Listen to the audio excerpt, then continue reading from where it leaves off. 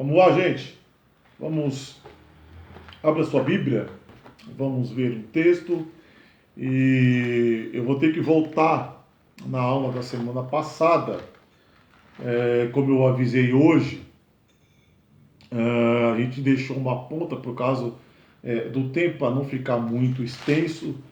Mas a gente vai ler um texto que a gente vai trabalhar com mais tempo na aula de hoje. Mas eu volto na aula da semana passada para a gente encerrar ali um assunto que ficou não totalmente concluído, pelo menos da parte que eu tinha preparado aos irmãos. Mas para a aula de hoje, a gente vai trabalhar a respeito do escatom, a escatologia, de forma introdutória, na verdade, mas eu preciso trabalhar com vocês esse texto. Apocalipse capítulo 1,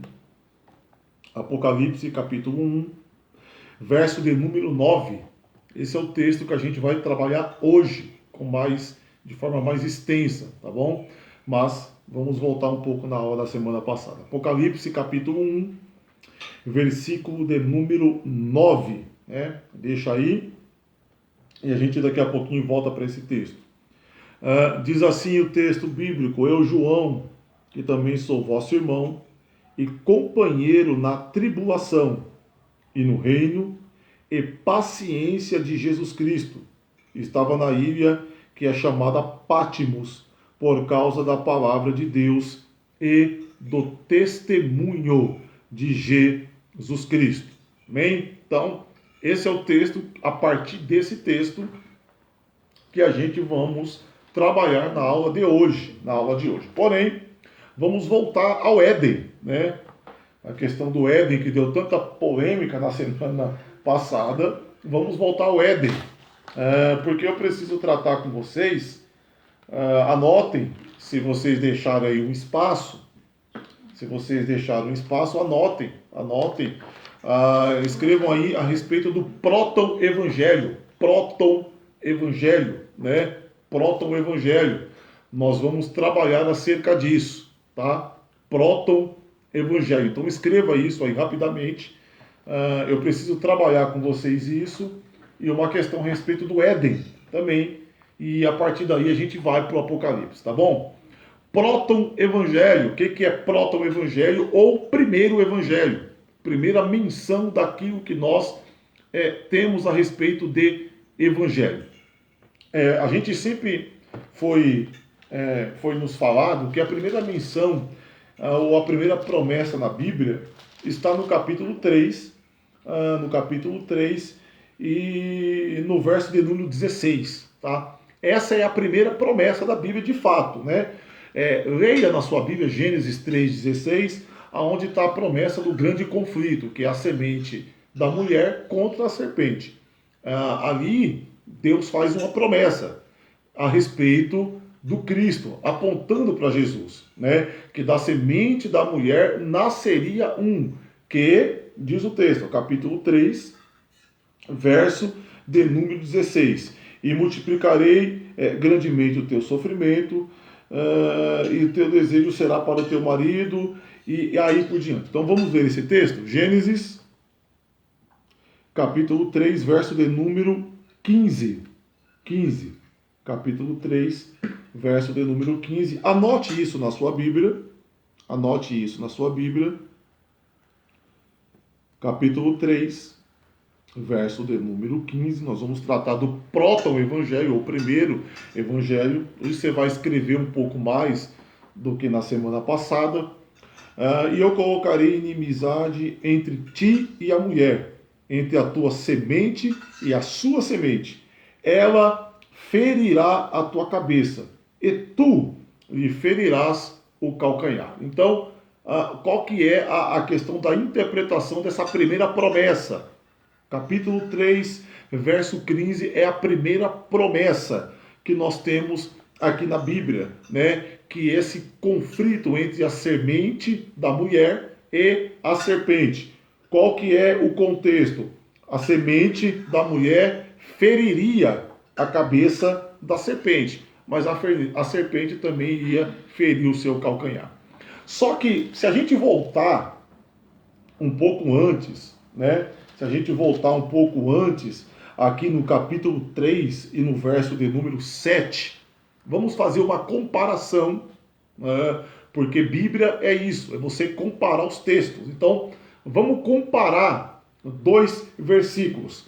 Gênesis, capítulo 3, versículo 7, e Gênesis, capítulo 3, verso 21. Escreva aí, capítulo 3, verso 7, capítulo 3, versículo 21. Versículo 21, que é a respeito do proto-evangelho, ou uma tipologia do que seria ou do que é o verdadeiro evangelho. Então, capítulo 3, verso de número 7, vá na sua Bíblia, que diz assim, eu vou pegar uma outra Bíblia aqui, pega para mim, esposa, uma Bíblia com uma tradução diferente da que nós estamos acostumados. Essa aqui? Vamos ver esse texto. Essa aqui é diferente. Vamos ver esse texto. Gênesis capítulo 3, versículo 7, na sua Bíblia, e na minha está escrito dessa maneira. Abriram-se então os olhos de ambos, e perceberam que estavam nus. Coseram folhas de figueira e fizeram cintas para si. Então, esse é o contexto do capítulo 7, verso 5. Ao pecar, abriram-se os olhos, perceberam o bem e o mal, pegaram folhas, ou coseram folhas, colheram folhas de figueiras e fizeram cintas para tampar a sua nudez. Compare agora com o versículo de número 21. Anote na sua Bíblia, rabiscar a Bíblia não é pecado, tá bom? Vá até o verso de número 21. Olha o que diz o verso de número 21. Fez o Senhor Deus vestimentas de pele para Adão e sua mulher e os vestiu. Então, qual que é o contexto e como que a gente trabalha esses dois versos, esses dois versículos? O contexto do capítulo 7 é descoberta do pecado. E como descoberta do pecado, qual que é a ação do homem? Qual que é a ação do homem? É pegar folha e tampar aquilo que era a sua vergonha. Cobrir aquilo que era a sua vergonha. Só que cobre com folhas. O evangelho não é folhas. O evangelho não é folhas. Deus, no verso 21, vai dar uma demonstração do que seria o verdadeiro, o próton, o primeiro ou a primeira menção de evangelho. E o Senhor Deus fez, ou seja, a ação de Deus. Olha a comparação dos dois versículos. Versículo 7, o homem na ação de cobrir-se do pecado. Na ação de se cobrir do pecado, ele faz folha. Deus, na mesma ação de cobrir o homem acerca daquilo que era o seu pecado, ele faz vestimenta de peles, ou seja, precisou um animal morrer para que Deus pudesse cobrir o homem com peles para Adão e sua mulher e vestiu. Então, evangelho não é folha. Para que o evangelho cubra ou cobrisse o homem do pecado, precisava de alguém morrer. E em todo o Antigo Testamento, nós vemos a questão de animal. No caso do cordeiro ou do carneiro, ter que morrer para se cobrir o pecado. Até que chegamos a Cristo. Então, aqui no capítulo 3, no verso 7, comparando com o verso 21, nós temos aquilo que é e não é o Evangelho. O Evangelho de Jesus não é folhas, porque a folha, ela com o tempo, ou com qualquer vento, ela pode sair. O Evangelho é pele, o Evangelho cobre. Para que o Evangelho pudesse ser de fato o verdadeiro Evangelho, precisava de alguém morrer. O homem não podia fazer isso, né? O homem não tinha ideia de fazer isso. Precisou o próprio Deus tomar a ação de vestir o homem com a pele de um animal morto. Então isso aqui é o Evangelho. Então nós temos muito antes da primeira promessa propriamente no versículo de número 15, nós temos aqui a partir do verso de número 7, essa questão de tipologia do que é o Evangelho. Tem muita gente hoje achando que o Evangelho é folha, né? Ou prega um Evangelho de folha, um Evangelho que qualquer vento espalha. Mas o verdadeiro Evangelho, ele não é folha, o verdadeiro Evangelho é um Evangelho que vem de Deus, que cobre, mas para que esse Evangelho pudesse cobrir, alguém tinha que morrer, no caso aqui um animal, mas na cruz nós sabemos que foi o próprio Cristo, tá bom? Então, essa é a questão de primeiro evangelho, de proto-evangelho, do que de fato seria o verdadeiro evangelho. Uma outra ponto do que nós não conseguimos concluir na semana passada é a questão do Éden, né? Nós tratamos a questão da expulsão de Adão, do Éden, do jardim, mas não do Éden, mas ficamos ainda de mencionar com os irmãos acerca do outro Éden, né? Do outro Éden. Professor, que história é essa? Teve só um Éden? Não, havia dois, né? Havia dois Édens. E aonde que a gente vê isso? Abra a sua Bíblia. Vamos lá. Abra a Bíblia. Ezequiel capítulo 28. Livro do profeta Ezequiel, capítulo de número 28. Vamos ver esse texto. Livro do profeta Ezequiel. Abra sua Bíblia. Capítulo de número 28. A partir do versículo de número 13. Então, vamos tratar acerca do outro Éden, né? Na semana passada nós tratamos do Éden de Adão, ou Éden em que Adão estava inserido. Hoje, e nós não podíamos concluir por causa do tempo, eu vou procurar ser mais breve hoje, a gente vai uma aula mais curta, mas capítulo 28 de Ezequiel, verso de número 13. Verso de número 13, diz a Bíblia, olha aí na sua Bíblia, olha aí no celular, onde você estiver acompanhando, diz assim o texto: Estavas no Éden, jardim de Deus, de todas as pedras preciosas te cobrias, o sárdio, o topázio, o diamante, o berilo, o ônix, o jaspe, a safira, o carbúnculo e a esmeralda. De ouro se te fizeram os engastes e os ornamentos. No dia em que foste criado, foram eles preparados. Então, perceba que esse Éden aqui não é o mesmo Éden de Adão, né?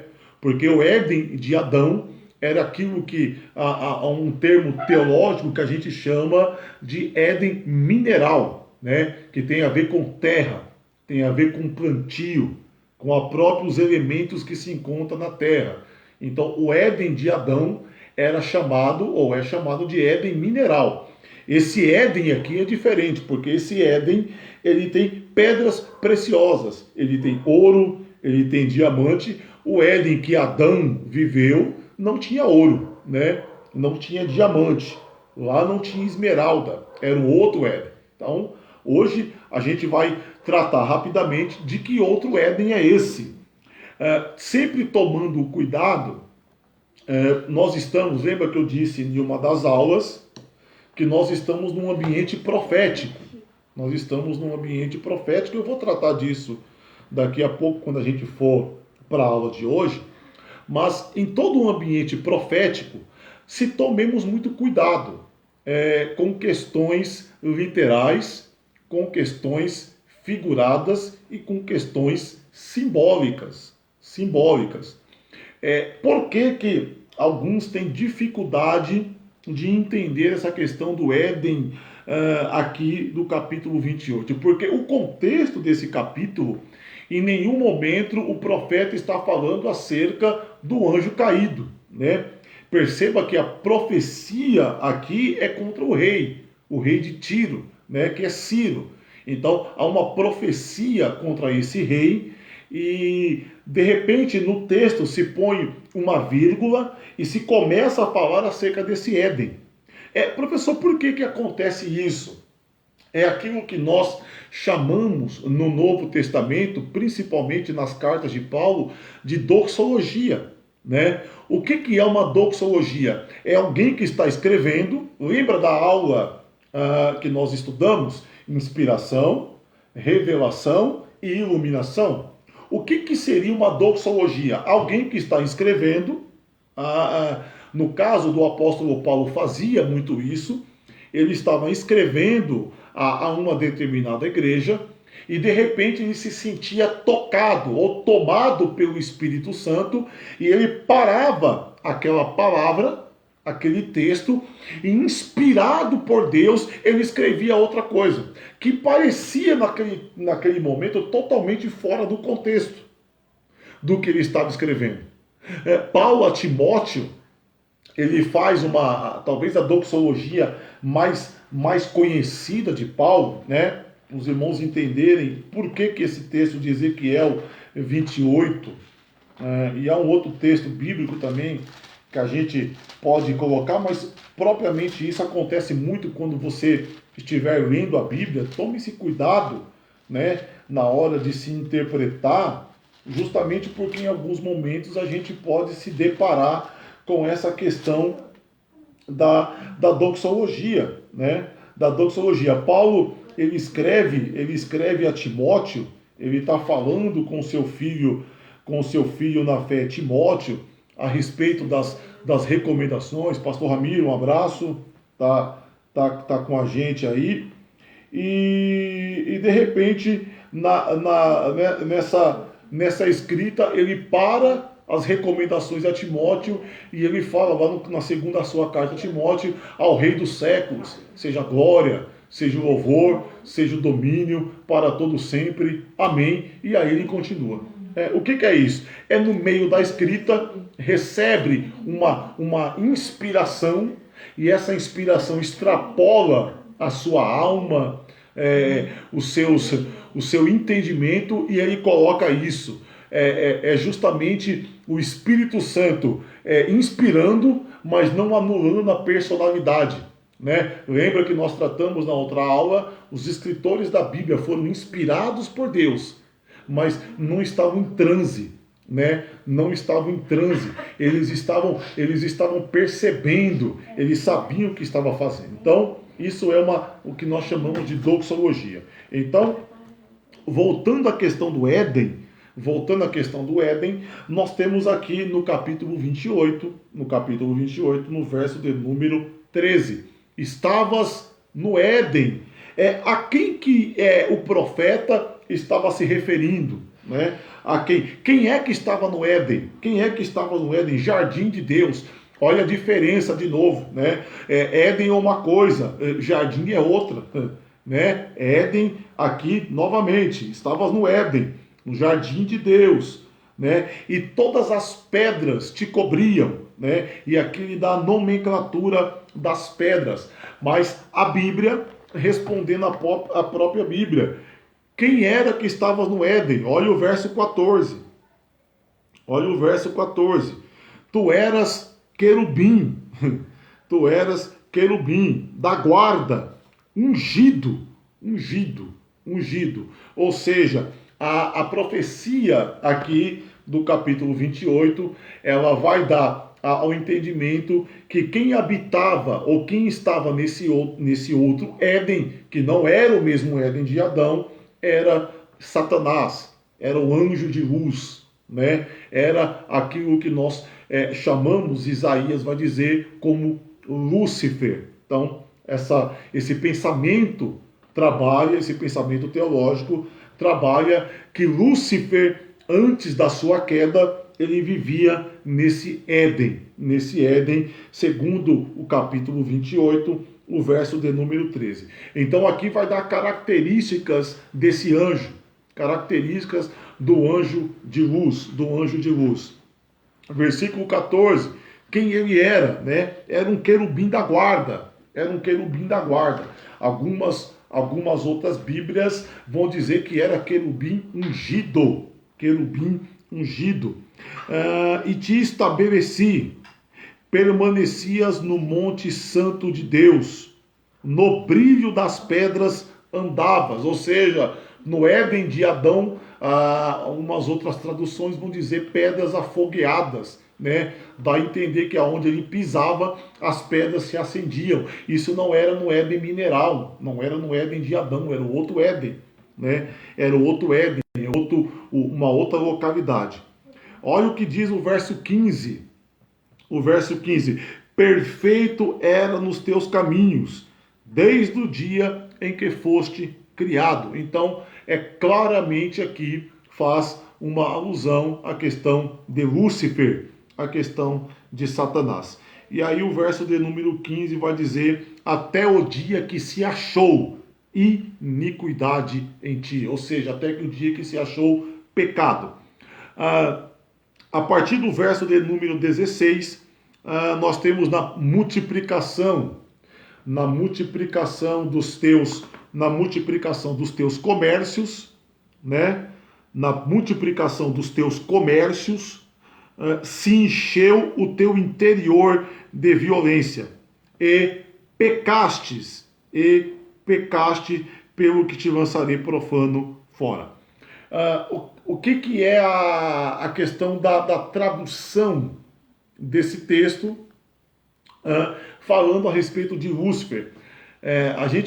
Eu particularmente não gosto muito de usar o termo pecado original. Pecado original, a gente precisaria trabalhar muito com a questão do que é pecado.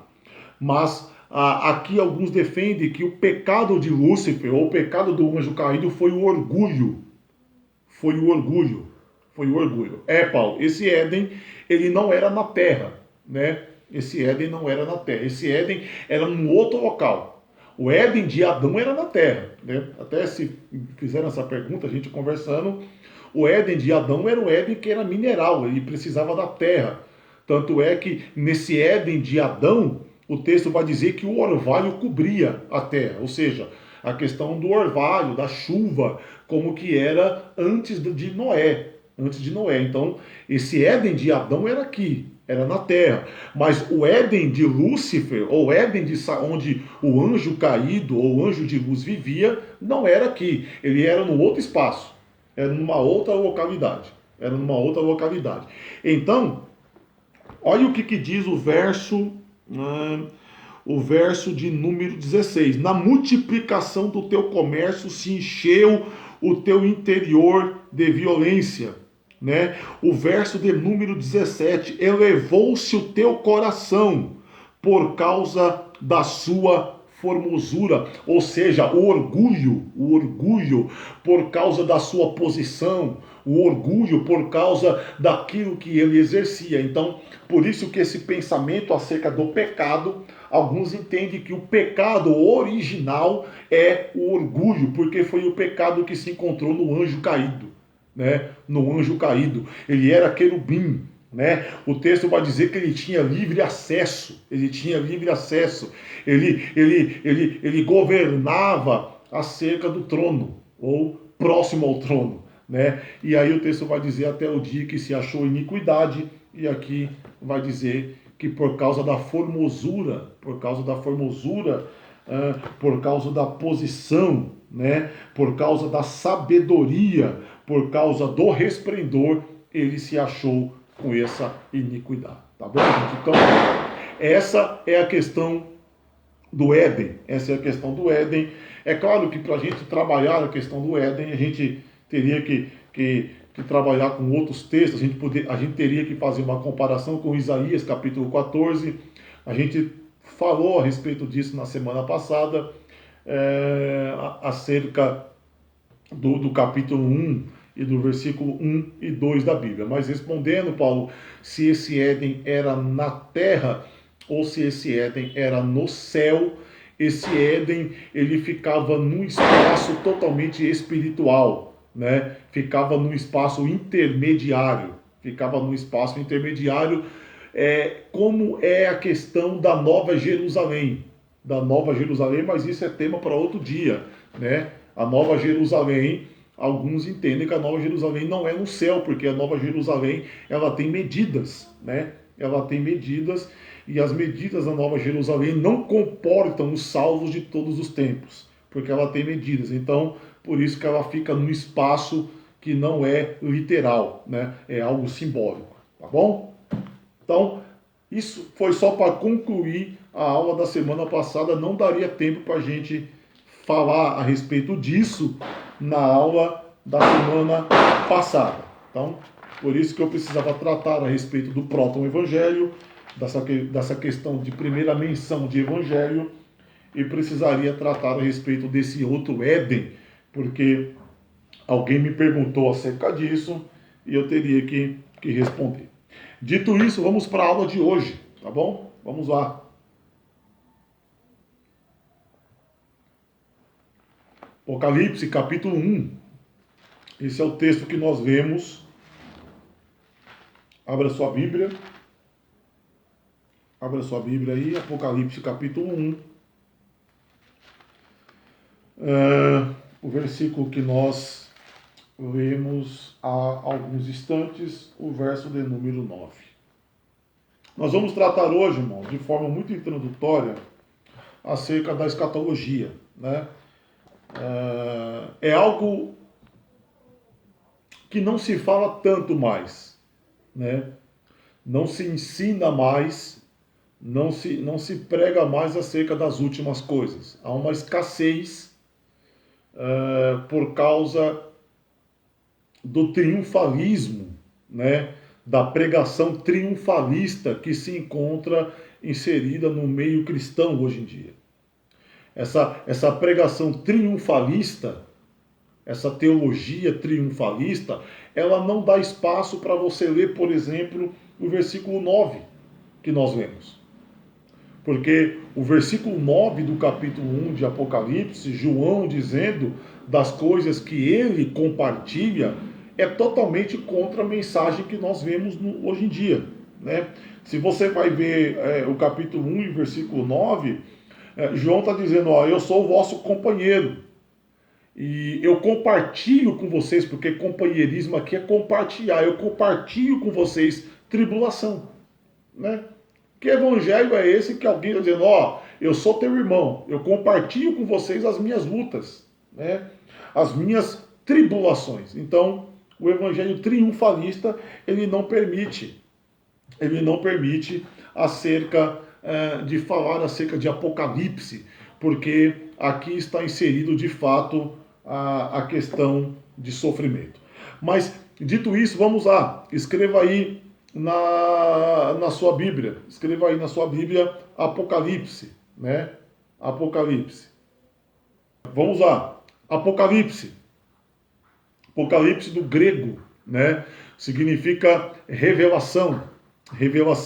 Na verdade, a ideia do Apocalipse no grego é descortinar, é tirar o véu, né? Isso é Apocalipse, é revelar as coisas que estavam ocultas até o momento. Então, isso é o significado, né, do Apocalipse, é revelação. Revelação do quê? É tirar o véu. É revelar aquilo que estava oculto. Isso é Apocalipse. É uma terminologia que se usa de revelação das coisas que estavam ocultas até o momento, ou secretas. Então, essa é a terminologia do significado de Apocalipse. Existem algumas características desse livro, existem algumas características desse livro, e eu preciso que você anote. São 7 características do livro do Apocalipse. Vamos trabalhar isso. Talvez no outro dia a gente trata das profecias inseridas no livro, mas hoje é só introdução e a gente trabalha daqui a pouco o restante dos pensamentos teológicos que diferem. Mas são 7 características do livro do Apocalipse. Você, antes de querer ler esse livro, ou de estudar, de meditar, você precisa compreender essas características. Primeira característica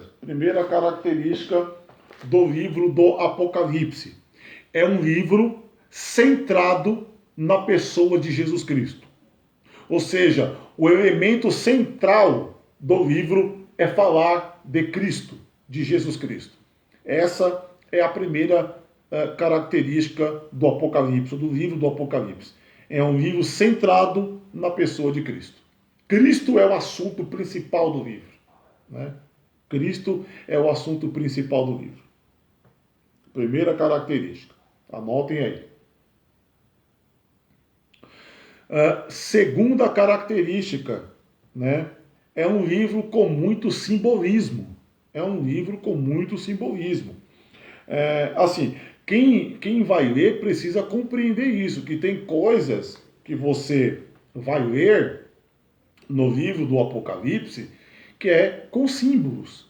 E a gente tem que tomar cuidado quando você está num ambiente onde tem muitos símbolos, para você não interpretar de forma literal.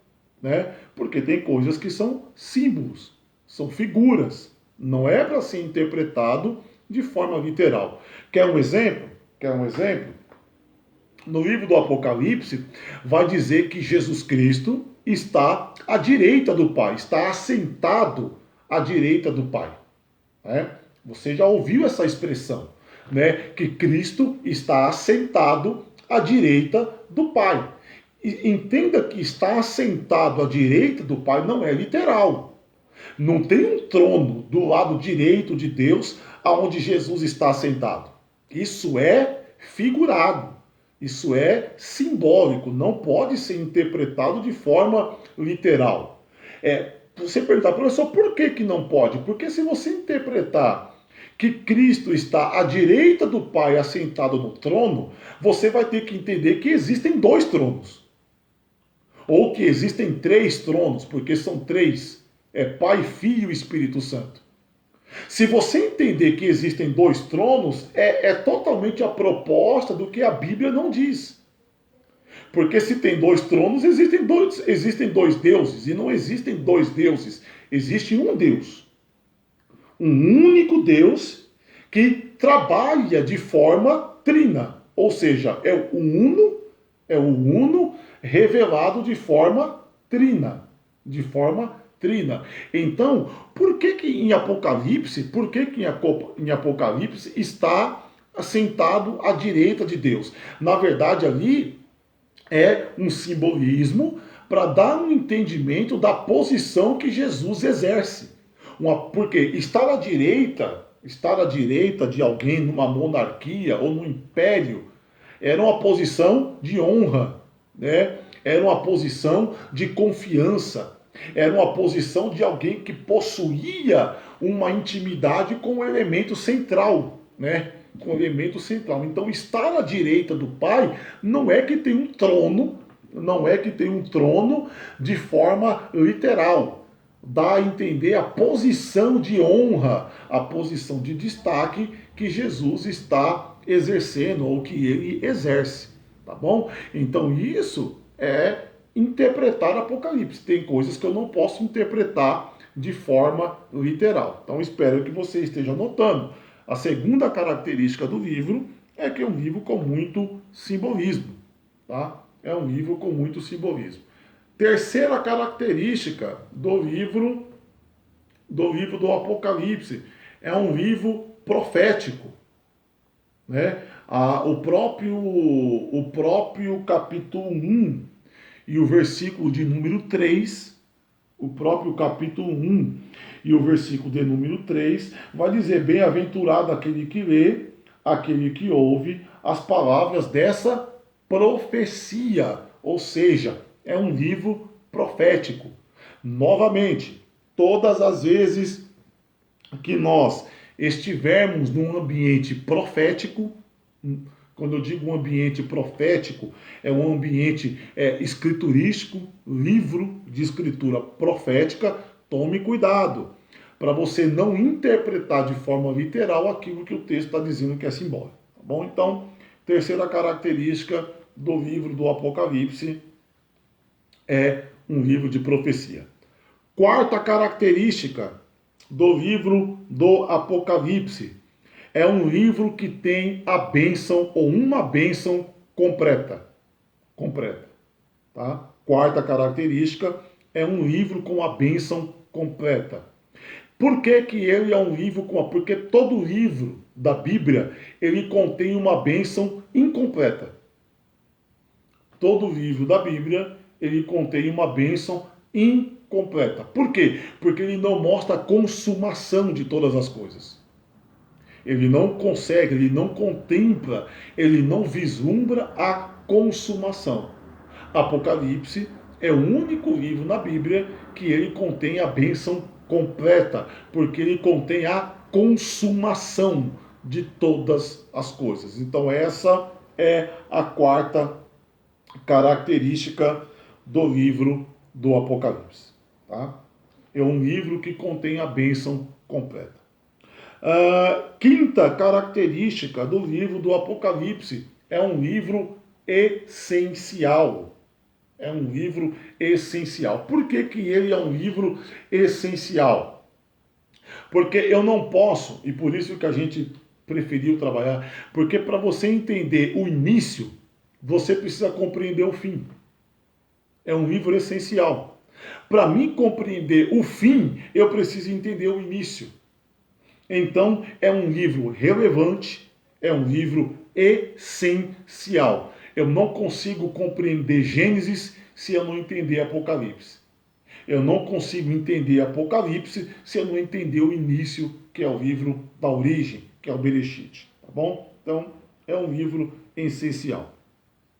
Sexta característica do livro do Apocalipse: é um livro glorioso. É um livro glorioso. Por que que ele é um livro glorioso? Porque ele mostra o céu do lado de dentro. Ele mostra o Cristo como leão. Ele mostra a igreja como noiva preparada, ou como noiva adornada. Então, Apocalipse é um livro glorioso. Ele abre o véu, ele tira o véu e mostra o céu do lado de dentro. Isso é glorioso. Isso é glorioso. E por último, é um livro sobrenatural. É um livro sobrenatural. Não se entende Apocalipse interpretando de forma apenas humana. Para mim entender esse livro, eu preciso compreendê-lo, que ele é um livro sobrenatural. Existem aqui, dentro dessas características, algumas linhas teológicas de como se interpretar o livro do Apocalipse. Não é? Vamos trabalhá-las também. Existem pensamentos teológicos que trabalham, que visualizam o livro do Apocalipse de maneiras diferentes. Qual que é o primeiro pensamento, qual é a primeira linha interpretativa do livro do Apocalipse? É chamado de interpretação preterista. Escreva isso. Interpretação preterista.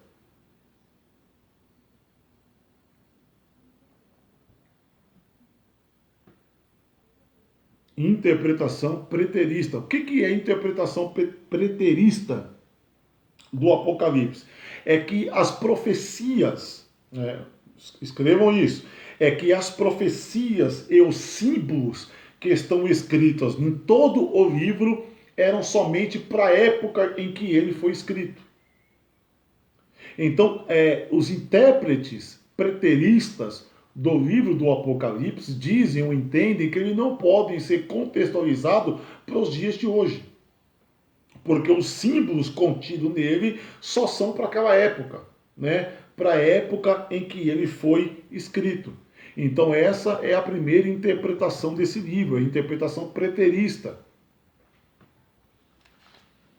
Segunda interpretação do livro do Apocalipse, né? segunda interpretação do livro do Apocalipse é a interpretação histórica. Interpretação histórica.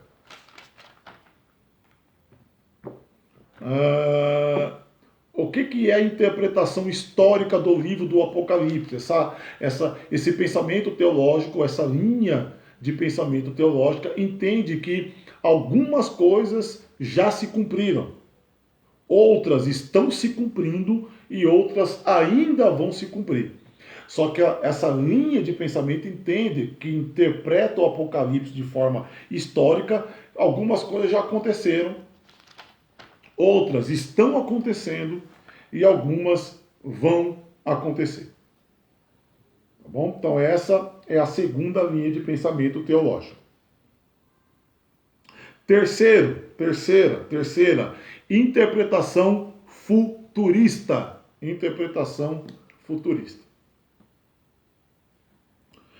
O que essa interpretação defende?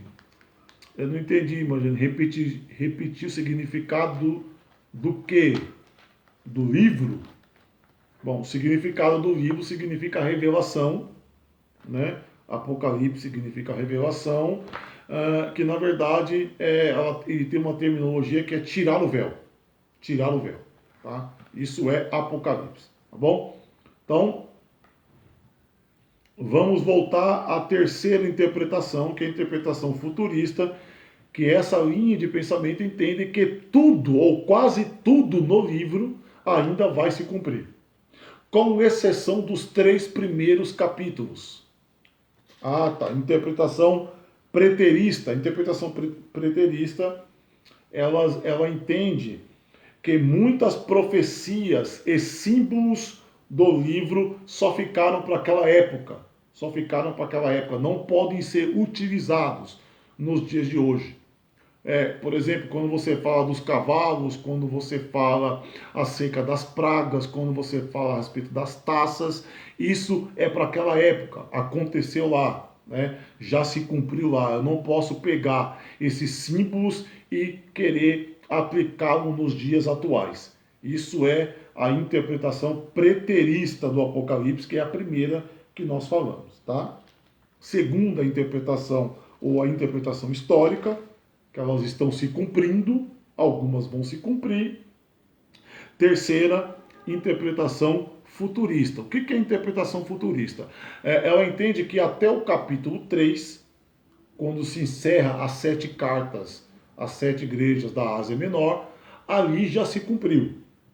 A partir do capítulo 4 do livro do Apocalipse, ainda tudo está para se cumprir. Nada aconteceu ainda. Essa é a interpretação futurista. Tá bom? Estão anotando aí? Espero vocês anotarem.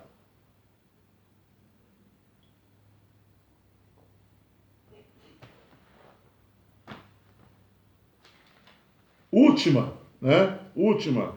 interpretação é chamada de interpretação idealista. Interpretação idealista.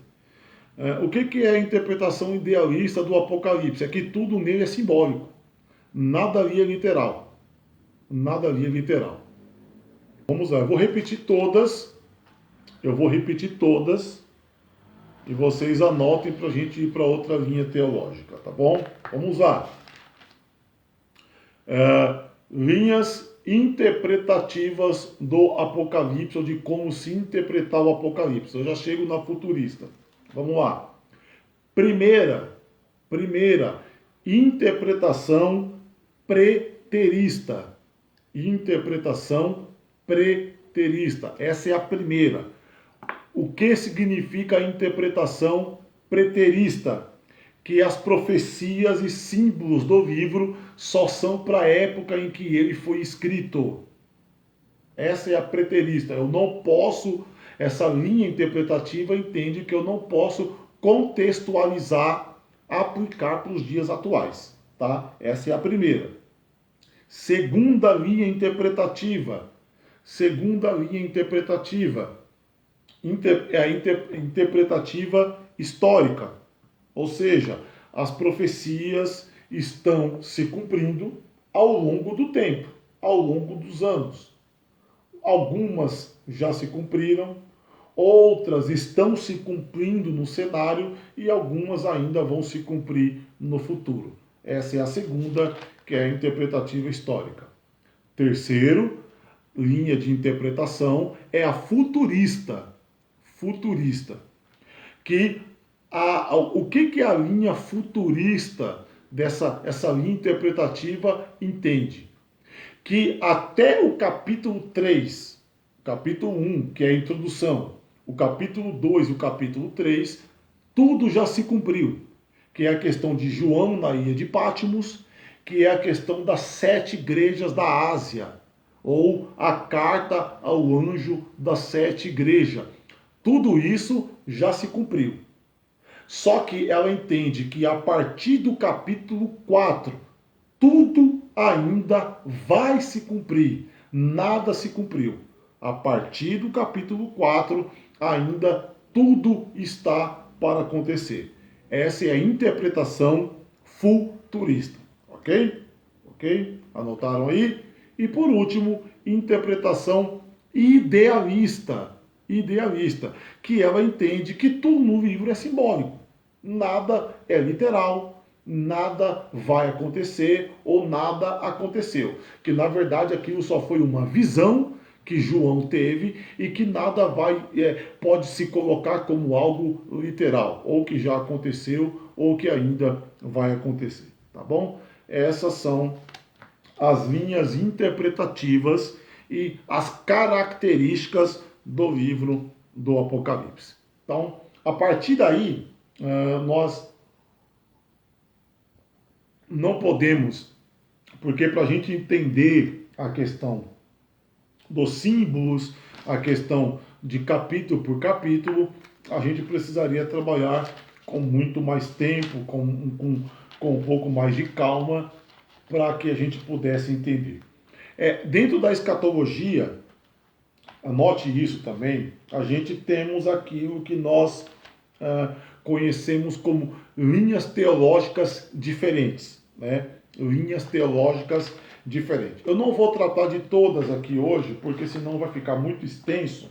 Eu vou tratar apenas de algumas quando tivermos de forma presencial e online essa aula, e aí será com mais tempo. A gente pode trabalhar uma por uma, com calma, dando referências bíblicas acerca dessas, porque nós temos dentro da escatologia, nós temos dispensacionalistas, nós temos amilenistas, nós temos pré-milenistas e aí por diante. Então, há um leque muito grande que aí já não é de forma introdutória, mas de uma forma mais com mais calma, que a gente precisa passar isso aos irmãos. Mas para a aula de hoje, nós vamos tratar acerca de um questionamento que as pessoas fazem muito acerca da escatologia, que são os sinais, é algo importante. Por que a gente deve estudar acerca dos sinais?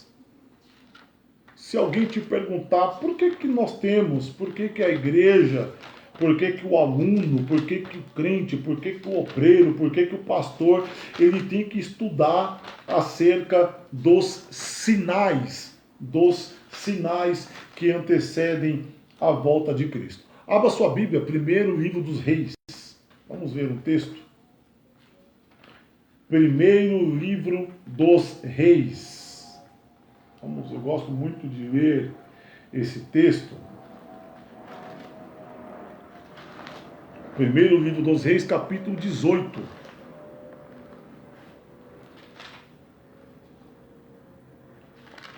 Primeiro livro dos Reis, capítulo 18, versículo 42.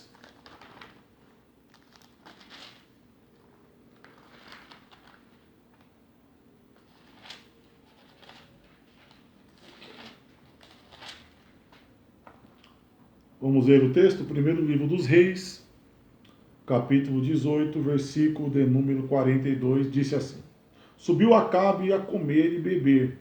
Elias, porém, subiu ao cume do Carmelo e, encurvado para a terra, meteu o rosto entre os joelhos e disse ao seu moço: sobe e olha para o lado do mar. Elias subiu. Ele subiu, olhou e disse: não há nada. Então disse Elias: volta, e assim por 7 vezes.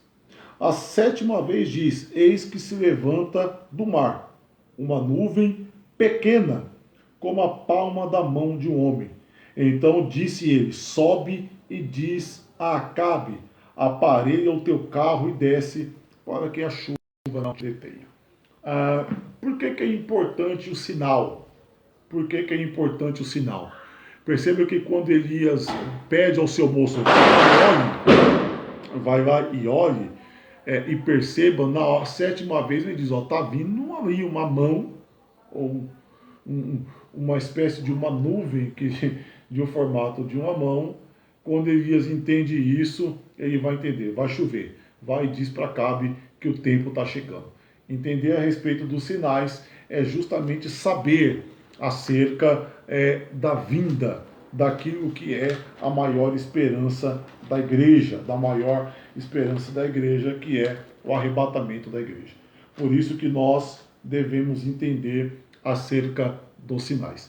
Mas dentro dessas linhas teológicas existem aquilo que nós chamamos dos pré-tribulacionistas, tem aqueles que nós chamamos dos meso ou mid-tribulacionistas. Escreva isso, escreva isso. Vamos trabalhar essas ideias e essas propostas. Pré-tribulacionista, escreva aí mid ou meso-tribulacionista. E escreva aí pós-tribulacionista, tá bom? Então, são essas 3 linhas da escatologia que mais tem diferenças entre elas, tá? Vamos trabalhá-las com mais tempo aqui agora, nesse tempo que nos resta de aula. O que é o pensamento teológico pré-tribulacionista? O que é o pensamento teológico pré-tribulacionista? Pré-tribulacionista, mid ou meso-tribulacionista ou pós-tribulacionista, tá bom? São essas as 3 linhas de pensamento teológica acerca daquilo que é o maior evento que nós temos ou que nós esperamos, que é o arrebatamento da igreja. Tá bom? Vamos tratar acerca deles aqui agora, para a gente concluir. O que é o pré-tribulacionismo ou pré-tribulacionismo? O pré-tribulacionismo, ele defende que a igreja, ela será arrebatada antes da grande tribulação, tá? Então, isso é o pré-tribulacionismo. O pré-tribulacionismo, ela entende que a igreja, ela será arrebatada antes da grande tribulação. Qual que é o outro pensamento pré-tribulacionista? Qual que é o outro pensamento pré-tribulacionista? Ela defende que o arrebatamento da igreja é dividido ou ocorre de forma secreta.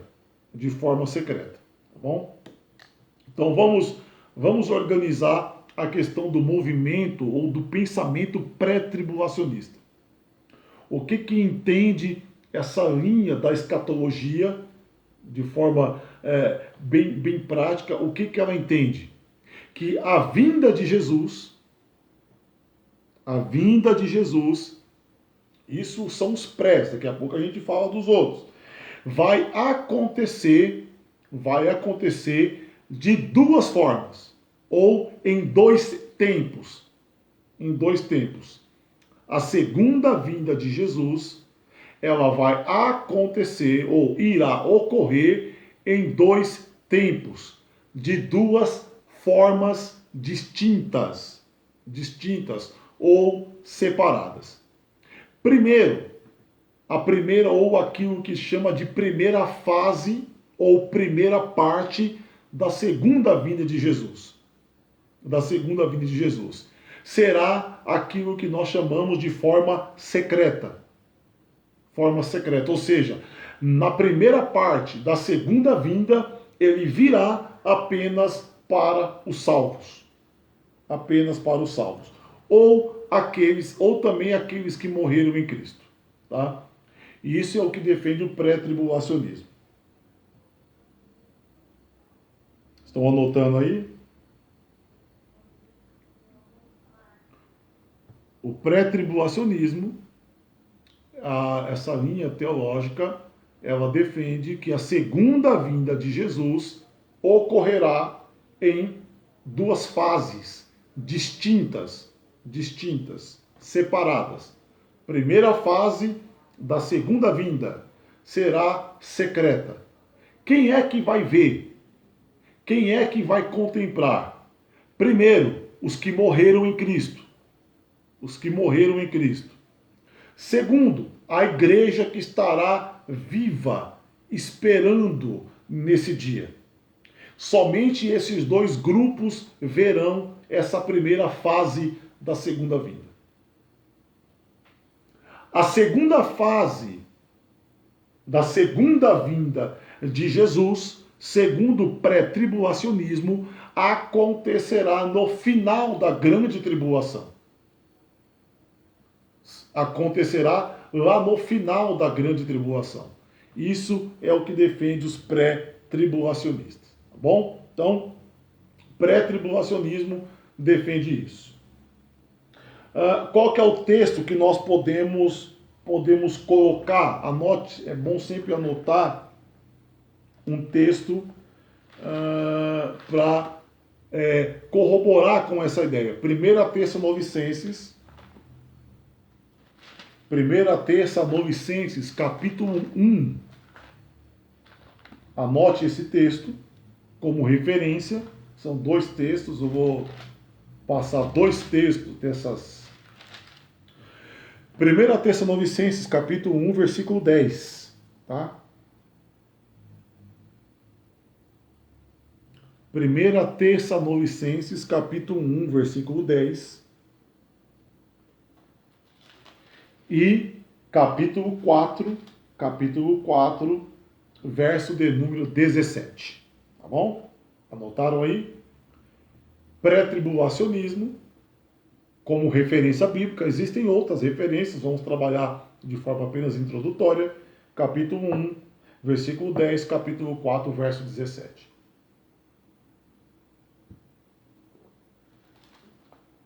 Então, o pré-tribulacionismo, dentro da escatologia, defende isso. A igreja será arrebatada, será tirada antes da grande tribulação. Talvez o versículo que mais seja firme nessa ideia é o verso de número 17. Né? É o verso de número 17. Depois nós, os que ficarmos vivos, seremos arrebatados juntamente com eles. Com eles quem? Os que morreram em Cristo, que foram primeiro, e ressuscitaram primeiro, e encontraram com o Senhor primeiro. Entre as nuvens, para o encontro do Senhor.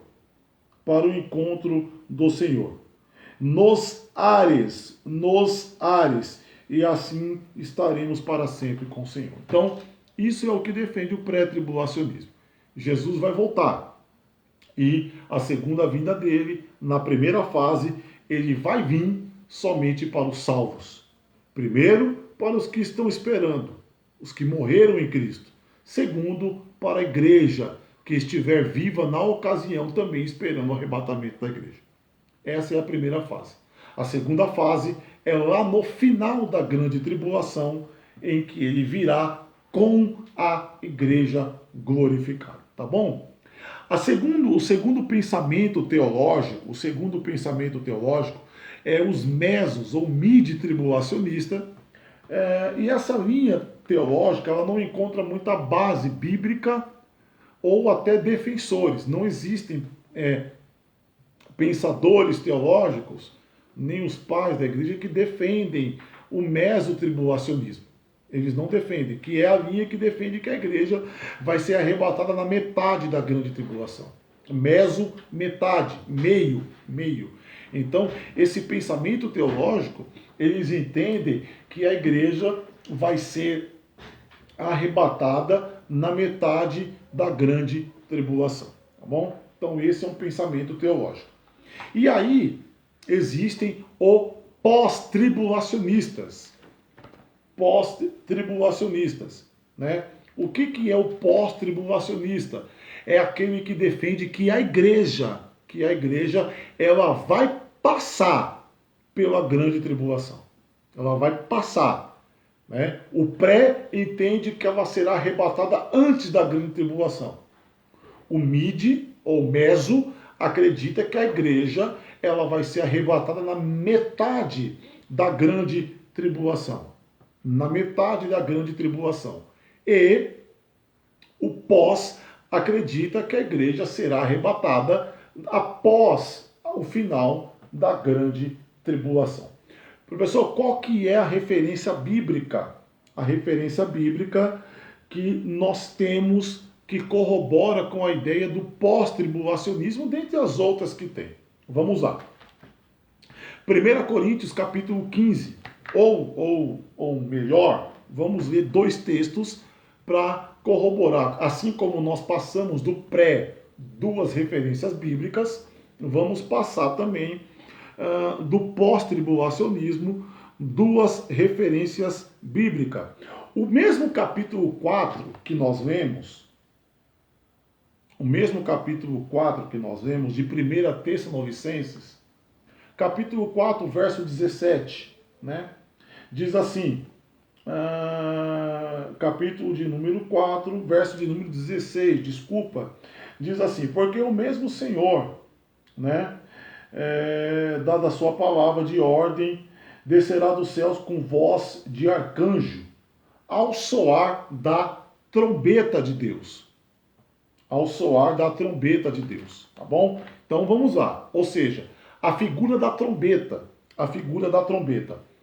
1 Coríntios, anote aí, 1 Coríntios capítulo 15, verso 51. 1 Coríntios capítulo 15, verso de número 51, anote isso na sua Bíblia. Primeira epístola do apóstolo Paulo aos Coríntios, capítulo 15, verso de número 51. Esses são textos que os pensadores pós-tribulacionistas defendem para corroborar com a sua ideia. Verso 51 diz assim, eis que vos digo um mistério, nem todos dormiremos, mas todos seremos transformados. Verso 52, em um momento, em um piscar de olho, olha o texto, vamos trabalhar o texto, ante a última trombeta, porque a trombeta soará e os mortos serão ressuscitados incorruptíveis. Qual que é a proposta do pós-tribulacionismo? Porque em Apocalipse, a última trombeta, ela só toca no final da grande tribulação. Ou seja, se Paulo aos Tessalonicenses diz, no capítulo 4, vamos lá, se aos Tessalonicenses, capítulo 4, verso de número 16, diz que o mesmo Senhor descerá do céu com alarido, com voz de arcanjo, ao soar da trombeta, ou seja, ele vai descer quando a trombeta tocar. Paulo aos Coríntios, ele vai dizer no versículo de número 52, no momento, num piscar de olhos, ante a última trombeta. Só que no livro do Apocalipse, essa mesma trombeta, ela só vai tocar no final da grande tribulação. Por isso que aqui o pós-tribulacionismo, entre outros muitos textos, eu não vou trabalhar todos eles, não tenho tempo para fazer isso aqui, vou ter em sala de aula. Em sala de aula a gente trabalha, a gente vai lá. Mas perceba que aqui nessa linha pós-tribulacionista, ela defende se vai ter a trombeta, Se vai ter a trombeta, a igreja ela só vai ser arrebatada lá na última. Só que em Apocalipse, a última trombeta ela está lá no capítulo 13, né? Vamos lá, abra sua Bíblia, né? Você vai ver lá no capítulo, só a partir do capítulo 9. Você perceba que a grande tribulação, primeiro vem os selos, né? Primeiro vem os selos. Depois dos selos vêm as trombetas. Ou seja, na grande tribulação, a última trombeta só toca lá no final. Então, por isso que o pós-tribulacionismo defende que a igreja toda vai passar. Qual que é a grande questão? Os pais da igreja, todos eles, ou por toda a era da igreja, eles defenderam que a igreja passaria pela grande tribulação. Se você pegar o pensamento Calvino, Lutero, Orígenes e outros tantos pais da igreja, eles defendiam que a igreja passaria pela grande tribulação. A doutrina do pré-tribulacionismo é uma doutrina praticamente nova. É questão de 100, 120 anos para cá que a igreja começou a adotar o chamado dispensacionalismo clássico. Dispensacionalismo clássico, que passou a adotar a ideia de que a igreja seria arrebatada antes da grande tribulação. Uma outra questão, e aí para os dois, para a gente encerrar essa discussão, é que qual que é a linha de pensamento mais forte? A partir do capítulo 3 do livro do Apocalipse, para quem defende o pré-tribulacionismo, que a igreja vai ser arrebatada antes, a palavra igreja não aparece mais a partir do capítulo 3. A partir do capítulo 4 de Apocalipse não existe mais a palavra igreja. A igreja não é mencionada. Dão a entender que ela não está no contexto do que está acontecendo no livro. Então, isso no que se apoia também os pré-tribulacionistas. Porém, os pós-tribulacionistas, eles defendem que no sermão de Jesus, no capítulo 24, Jesus nunca mencionou que voltaria em 2 vezes. Esse é o grande problema. Jesus nunca mencionou que a sua vinda se daria em 2 etapas. Ele menciona a sua vinda de uma vez só. O próprio Jesus nunca disse que voltaria secretamente e depois voltaria. Não, ele disse que a segunda vinda dele seria um único evento. Igual defende o pós-tribulacionismo, um único evento. O pré-tribulacionismo defende que a segunda vinda de Jesus será um evento dividido em 2 partes. Então, essa é uma questão. Tá bom, gente? Então, isso é Apocalipse, isso é escatologia. Né? Ficar com meso parece ser mais interessante, né? Ser mais interessante. Então, esse pensamento as igrejas pentecostais, as neopentecostais, elas adotam o dispensacionalismo clássico, tá, gente? Dispensacionalismo clássico. Elas acreditam, ensinam que a igreja não passará pela grande tribulação. Mas se você for numa igreja com doutrina, com costume tradicional, eles lá defendem que a igreja ela passará pela grande tribulação, tá bom? O pensamento pós não iria meio que contra ninguém sabe o dia nem a hora? A questão do dia e hora é um pensamento que o pré-tribulacionismo defende, né? Se bem que questão de dia e hora é muito na questão que nós pensamos, né? O pós-tribulacionismo, ele sabe que a igreja, ele defende que a igreja vai passar e que no final da grande tribulação, ele voltará para buscar a sua igreja e derrotar o anticristo. Então, essa é uma questão que a gente também tem que trabalhar. Não dá para trabalhar aqui, gente. É só uma introdução. Eu não tô pegando todos os textos e apoiando com base e comparar texto com contexto. É apenas para vocês entenderem o que nós vamos trabalhar posteriormente, tá bom? O que a gente vai trabalhar posteriormente. A gente, como fazemos parte de uma denominação que ela defende o dispensacionalismo clássico, nós ensinamos e nós pregamos que de fato a igreja ela não passará pela grande tribulação, tá bom? Então essa é o que a nossa igreja, ou a maioria das igrejas que nós congregamos, visitamos ou fazemos parte, acredito, pelo que eu conheço os irmãos aqui, não tem nenhum tradicional aqui, né? Eu preciso até ver, não tem nenhum, acho que não tem nenhum. Todos nós aqui somos pentecostais.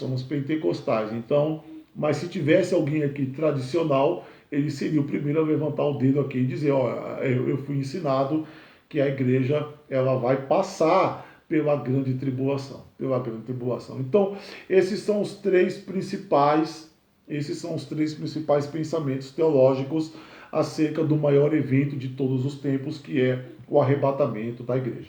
É claro que nós temos aí, dentro da escatologia, dentro da tradicional, tá bom. Dentro da escatologia, nós temos muitas linhas de pensamentos teológicas, tá? Nós temos a questão do amilenismo, nós temos a questão do milenismo. Alguns acreditam que o milênio não é um período literal, outros acreditam que o milênio de fato é um período literal, mas nós teremos aí um tempo precioso quando pudermos nos reunir para discutir todas essas linhas teológicas de forma com mais base, com mais tempo, com um pensamento maior, tá bom? Hoje era só para introduzir a questão da escatologia. Também precisamos. As aulas presenciais elas serão para isso. Hoje. Vamos lá, Vanessa. Então devemos permanecer com o pensamento que a igreja não passará pela grande tribulação. Essa é uma questão. Se você perguntar para mim, o fato da igreja acreditar que não passaremos seria isso, Tiago, isso. A igreja que não acredita, ou o cristão, ou o pensamento que acredita que não passará, é vai ser arrebatado antes de iniciar. Os pós acreditam que a igreja passará pela grande tribulação. Então essa é a grande diferença, tá bom? Então são dois pensamentos. Eu não apontei aqui o meso, porque o meso não tem nenhum tipo de corrente teológica que defende esse pensamento. E também não encontra. A base bíblica que você encontra para discutir esse assunto é entre o pós e o pré. Quem é pós tem os textos. Quem é pré também tem os textos. Então, esses dois causam um embate acerca do que seria ou quando seria o arrebatamento. A única coisa que eles concordam é que terá arrebatamento, tá, gente? Então, o pré-tribulacionista ou pós-tribulacionista, não importa. Há um consenso, a igreja vai ser arrebatada. Isso é consenso. Então, por isso que eu digo que isso são discussões teológicas. Discussão teológica, gente, eu posso ter. Você pode acreditar que a igreja não passará. Eu posso acreditar que a igreja passará. O que a gente não pode discordar é em doutrinas. Então, entenda uma coisa. Pensamento teológico é para ser discutido. Linha teológica é para ser discutida. O que não pode ser discutido é doutrina. O que é doutrina? O arrebatamento da igreja é uma doutrina. Seja pós, seja meso, seja pré, todos têm que ter um entendimento que a igreja será arrebatada. Jesus vai voltar. Porque ele mesmo disse isso. É uma promessa que o próprio Jesus fez. Que ele iria voltar para buscar a sua igreja. A única coisa que o pensamento teológico difere é a época em que isso vai acontecer. Se é antes, se é no meio ou se é depois. Por muito tempo, o pensamento pós teve muita força na igreja. Como eu disse, os pais da igreja defendiam que a igreja passaria ou passará pela grande tribulação. Porém, o pensamento clássico pentecostal de 100, 120, desde quando começa o movimento pentecostal há 120 anos, 130 anos atrás, defende que a igreja não passará. Então aí, cada um tem que se identificar com um pensamento teológico se embasar isso com textos que aqui não dá, eu passei duas referências, existem várias. A gente pode trabalhar aqui muitos outros textos de forma simbólica, de forma figurada ou literal, que vai corroborar com esse pensamento.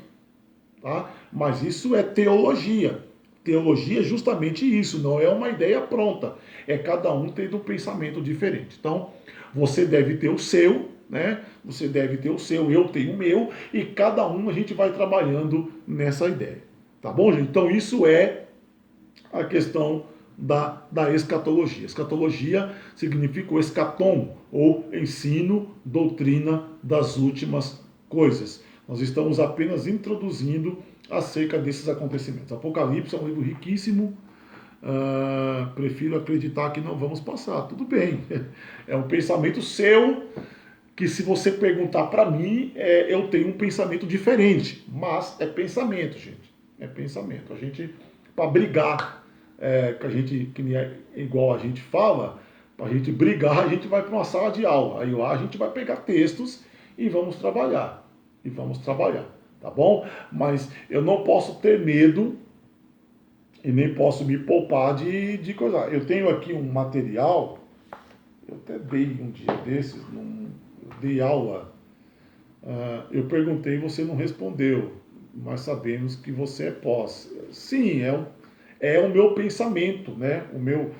Para mim não ficar em cima do muro, igual o Paulo falou, o meu pensamento teológico, com base naquilo que vi, que escutei e que aprendi, é que a igreja ela vai passar pela grande tribulação, tá bom? É que a igreja ela vai passar, ela não será arrebatada, mas é pensamento, gente. Não se turbe o vosso coração. Na casa do Pai tem muita morada, tá bom?